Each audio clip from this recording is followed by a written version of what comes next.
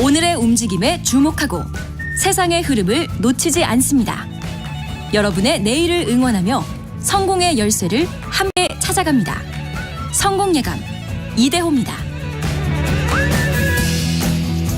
나의 일터, 내가 일을 하는 자리, 대부분 이제 뭐 임대로 들어가실 텐데 그 자리를 두고 분쟁이 벌어지면 참 속상하기도 하고 머리도 복잡해집니다. 최근에 강남의 한 유명 헬스 트레이너와 상인들이 구청을 고소했다고 합니다. 강남구에서 이 건물에 대한 권리를 넘겨받았기 때문에 기존 세입자들은 가게를 빼라. 근데 상인들은 우리도 계약관계가 있다. 못 빼겠다. 이런 마찰이라고 하는데요.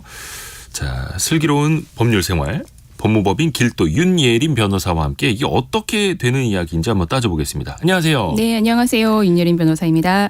지금 제가 앞에서 살짝 소개해드린 분이 네네. 양치승 대표라고 해서 뭐 연예인들의 헬스 트레이너로 되게 유명해지신 네, 분이죠. 방송 활동도 많이 하시죠. 근데 이분이 강남구청을 고소했어요. 네, 맞습니다. 이게 어떻게 된 일입니까? 예, 최근 양치승 대표와 같은 상가에서 사업을 하는 상인들이 강남구청을 업무방해 혐의로 고소하였습니다. 네. 근데 우선 이 사건 내용을 좀 살펴봐야지 이 내용이 좀 이해가 되실 텐데요. 예, 강남구 논현동에 강남구청이 관리하던 주차장 부지가 있었어요. 네. 이 부지 위에 개발업체가 2002년에 건물 2개를 건립하면서 20년이 지나면 건물 관리 운영권을 강남구청에 넘기기로 하겠다. 이게 뭐 기부채납이라고 하는데요. 네. 강남구청은 토지를 대여하면서 20년 뒤에는 건물을 받고 개발업체는 강남 노른자 위 땅에 건물을 짓고 20년간 임대업을 할 수 있어서 서로가 윈윈인 아하. 계획이었을 거예요. 네. 그래서 개발업체는 이 주차장 부지 위에 건물 2개를 짓고 임대 사업을 하면서 20년간 건물을 잘 사용하고 2022년 11월, 2023년 8월에 이 두 건물의 관리 운영권을 강남구청에 넘겼어요. 네. 그런데 여기서 문제가 생기죠. 세입자들. 네. 아직 개발업체가 관리를 하고 있던 2018년 양치승 대표는 이 건물에 임대차 계약을 맺고 헬스장을 열게 됩니다. 네. 헬스장이라는 것이 시설공사에 돈이 많이 들고 기구 구입에도 돈이 많이 들어가는 대신에 그렇죠. 오랜 시간 한 자리에서 운영하면서 회원을 안정적으로 유치하면 그 뒤로는 큰 투입 비용 없이 운영되는 업종이잖아요. 네. 양치승 대표도 이 자리에서 오래오래 운영할 생각으로 들어왔겠죠. 예. 상가임대차 보호법에서는 건물주가 임차인의 계약갱신 요구를 10년간 거절할 수 없으니 계약갱신 요구 잘해서 10년간 안정적으로 헬스장을 운영할 계획으로 들어왔을 거예요. 네. 양치승 대표는 개발업체와 임대차 계약을 맺고 헬스장을 운영하고 있었습니다. 그런데 작년에 건물 관리 운영권이 개발업체에서 강남구청으로 넘어가게 되면서 강남구청은 양치승 대표와 다른 상인들에게 나가라. 이제 더 이상 사용할 수 없다라고 하면서 명도소송을 냈습니다. 그러면서 이 건물 입구에 강남구청이 이 건물에서 운영 중인 모든 사업자가 퇴거할 대상 예정이니 입점 업체 이용에 참고하시기 바랍니다라고 플랜카드를 딱 붙여놓은 거예요. 아예 그 고객들에게 네네. 이 업체 오시면 안 됩니다라는 뉘앙스를 그쵸. 준 거네요. 그 헬스장 같은 경우는 몇 개월, 1년 단위로 회원권 끊고 다니면서 또 사실 그쵸. 위치가 어디냐가 또 헬스장 선택의 가장 중요한 요소로 또 작용하기도 그렇죠. 하잖아요. 회원의 입장이라면 언제 어디로 이사할지도 모르는 사업을 그러니까 헬스장을 몇 개월씩 회원권을 끊고 다닐 수 없는 노릇이고요. 양치승 대표에게는 이 플랜카드가 신규 회원을 유치해야 될 업무에 치명적인 방해로 느껴질 수 있었을 거예요. 그래서 강남구청을 업무방해 혐의로 고소한 겁니다. 아니 그러면 이게 2002년부터 2022년까지 20년간 사용하고 그다음에 강남구청에게 넘겨주는 그런 계약이 애초에 있었을 텐데 네네. 다른 상인들하고 양치승 대표는 이걸 몰랐다는 거잖아요. 그럼. 네. 양치승 대표와 다른 상인들은 그 점이 답답하다고 하고 있는 거예요. 사실 건물주가 변경된다 하더라도 임차인이 나가야 하는 건 아닙니다. 네. 건물주가 변경되어도 새 건물주는 특별한 사정이 없으면 임대인의 지위를 그대로 승계한다라고 해요. 그래서 기존 임차인은 건물주가 변경이 되어도 나는 임차권이 있으니까 그 자리에서 계속 장사할 수 있는 거예요. 네. 그런데 여기서 좀 복잡한 것은 강남구청 같은 경우는 그 지방자치 단체잖아요. 네. 이때는 이 강남구청이 관리하는 재산은 공유재산 및 물품관리법에 따라 판단을 해서 이게 공적인 목적으로 사용이 돼야 되는 부분이 있기 때문에 사용기간 연장을 엄격하게 제한합니다. 그래서 이 공유재산관리법에 따라 관리되는 재산의 경우는 상가임대차 보호법이 적용되지 않습니다. 아, 법이 달라서. 네네. 그래서 왜 관공서 내에 보면은 카페나 문방구 같은 거 뭐 이렇게 조그만 업종들 하시는 분들 계시잖아요. 네. 그런 분들은 사실 10년 동안 영업권을 보장받는 게 아니라 1년, 2년 단위로 입찰을 통해서 사용 허가권을 따내시는 거예요. 아, 입찰에 들어가서. 네네. 강남구청은 작년에 이 건물 관리 운영권을 내가 가지고 있으니 이 공유재산법에 관련해서 임대차 기간 끝났다. 나가라 하면서 명도소송을 제기한 거고, 양치승 대표 같은 경우는 내가 업무를 시작한 지 4년 만에 이거를 알았다면 내가 사업을 시작했겠냐라고 하면서 맞서고 있는 겁니다. 그렇죠. 어떻게 보면 이제 각자 따라야 될 각자의 법률을 보고 있는 것 같긴 한데, 우선적으로 그러면 강남구청은 자기네 이제 법을 따르는 거고요. 네네. 공공기관이니까. 애초에 운영권이 2022년에 넘어갈 거다라는 사실을 기존의 임대업체가 좀 알려줬어야 되는 것 아닙니까? 네, 그래서 양시승 대표는 원래 자신과 계약을 했던 개발업체를 사기죄로 고소한 상태입니다. 자신이 4년 뒤에 나가야 된다는 사실을 알려주지 않고 보증금 및 월세를 받았다라고 하는 내용으로 고소를 한 건데요. 해수장은 초기 도입비가 어마어마하게 들고, 그렇죠. 또 양치승 대표는 이 문제의 건물을 지하 1, 2층에 946제곱미터의 면적을 헬스장으로 임차하면서 매월 수천만 원의 월세를 지불한 걸로 알려져 있어요. 네. 뭐 리모델링 과정에서도 수억 원을 투입했다라고 전해지고요.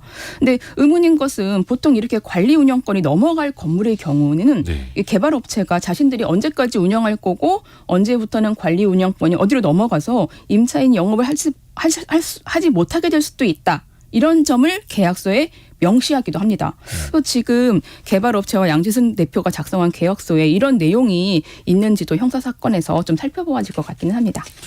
그래요. 근데 일단 여기는 4년이 지났습니다.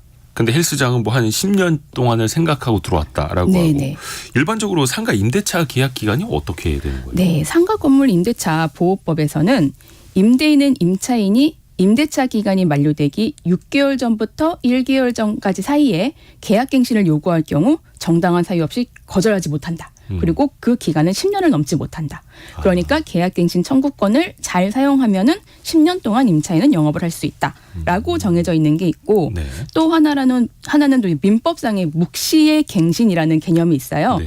보통 임대인 임차인이 뭐 2년 동안 계약 기간을 하고 뭐 이제 만료되기 전에 나갈게요, 나가라 이런 말 없이 그냥 쭉 영업을 하는 경우들이 있잖아요. 네. 이럴 때면은 묵시의 갱신이 됐다라고 해서 임대차 계약이 다시 갱신됐다라고 봅니다. 그래서 이 묵시의 갱신이 되면은 전 임대차 그 조건하고 동일하게 임대차 계약이 갱신됐다라고 하는데, 근데 여기서 중요한 거는 묵시의 갱신이 될 경우에는 이 당사자가 언제든지 해지 통고를 할 수가 있어요. 당사자가요? 네. 임대인과 임차인 모두 해지 누구든? 통고를 할 수 있습니다. 네. 그렇기 때문에 안정적으로 오래 장사하고 싶은 임차인이라면은 묵시의 갱신을 하다가 중간에 임대인이 나가라라고 소송을 하기 전에 그 임대차 보호법에 따라서 계약갱신 요구를 해서 10년 동안 안정적으로 영업을 하는 게 중요하겠죠. 그러니까 먼저 계약을 연장하겠습니다라는 제안을 먼저 좀 해놓는 게 안전할 네네. 수는 있겠네요.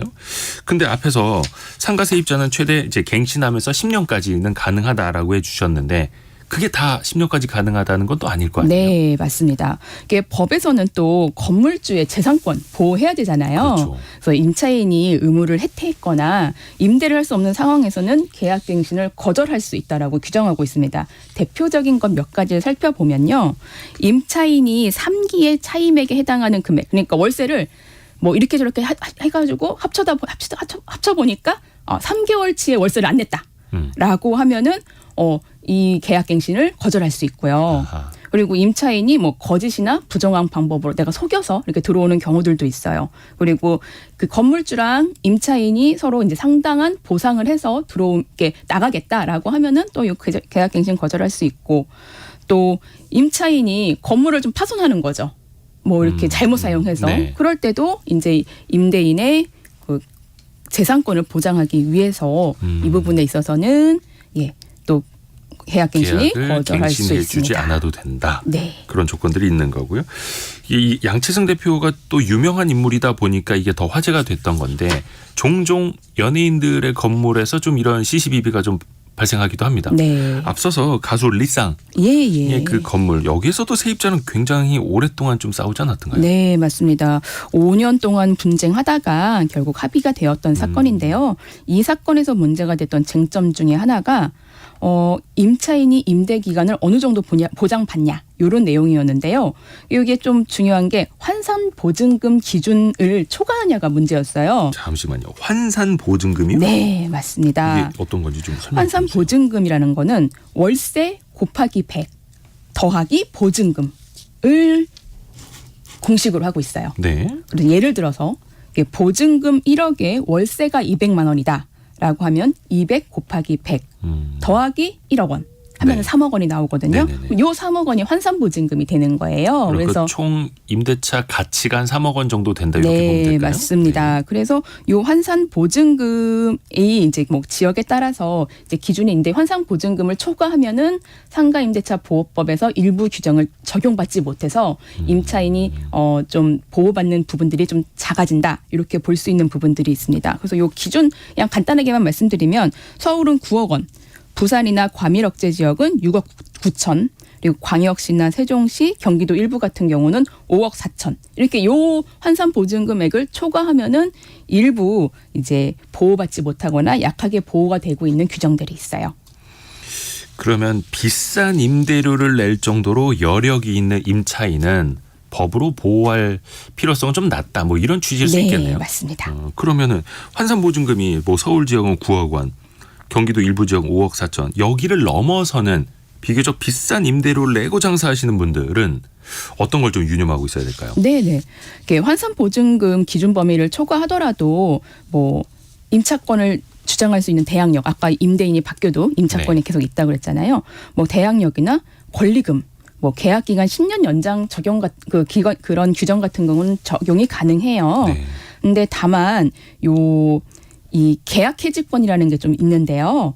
그 계약 해지권. 네, 환산 보증금이 기준 범위를 초과하면은, 그러니까 아까 그 서울 같은 경우는 9억 원, 요걸 네. 초과하면은 이 묵시적 갱신에 있어서 건물주와 세입자 모두에게 계약 해지권이 있습니다. 네. 예, 그러니까 만약에 그 환산 보증금 안으로 들어오시는 분들이라면은 임대인은 계약 해지권이 없고 임차인만 계약 해지권이 있는데.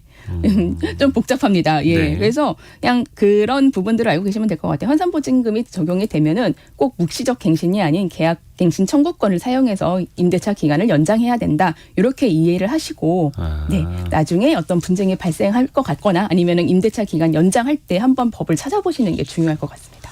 그러니까 상대적으로 높은 임대료를 내는 사람들은 법으로 좀 덜 보호를 해준다라는 것도 상식적으로 좀 알고 계셔야 될 것 같고요.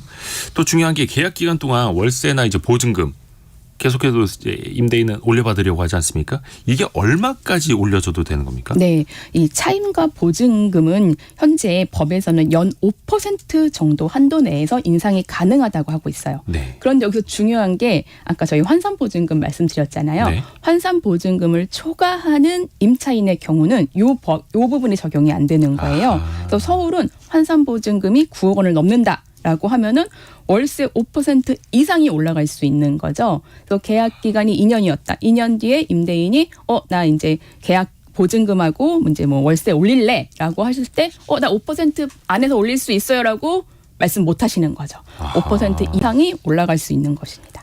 10% 올린다 하더라도 20% 올린다 하더라도 이거는 사인 간의 계약. 협상력이 더 중요해지는 네, 거네요. 맞습니다. 이야. 요거 하나만 좀 간단하게. 최근에 보면 월세 같은 경우에도 이제 전세라든지 오피스텔도 요것도 5% 규정이 있지 않습니까? 얼마 이상 못 올리게끔. 근데 집주인들이 관리비를 엄청나게 올리는 경우들이 있거든요. 네네. 이건 그냥 어떻게 사각지대로만 봐야 됩니까? 대안이 좀 있습니까? 사실 그 100세대 이상의 대규모 공동주택 같은 경우는 관리비를 공개해야 되는 규정이 있거든요. 네. 다만 다세대나 다가구, 소규모 상가 같은 경우는 관리비를 공개해야 되는 규정이 없습니다. 그 상가임대차 보호법에서도 관리비 규정이 없기 때문에 임대인이 일방적으로 과도한 관리비 인상을 요구하면은 세입자는 또 이거를 꼭 지켜야 되는 건 아닙니다. 네. 예, 관리비 인상에 동의를 안 했다는 걸 이유로 임대인이 임대차 계약 해지를 할 수는 없습니다. 그래서 세입자하고 건물주는 논의와 협의로 관리비를 적정한 수준으로 정하는 것이 중요할 것입니다. 다만 또 협상력에서 임차인이 좀 뒤처질 수 있기 때문에 요건 좀 법의 맹점 사각지대 또 고칠 필요도 있어 보이고요. 자, 윤예림 변호사 함께했습니다. 고맙습니다. 네, 감사합니다.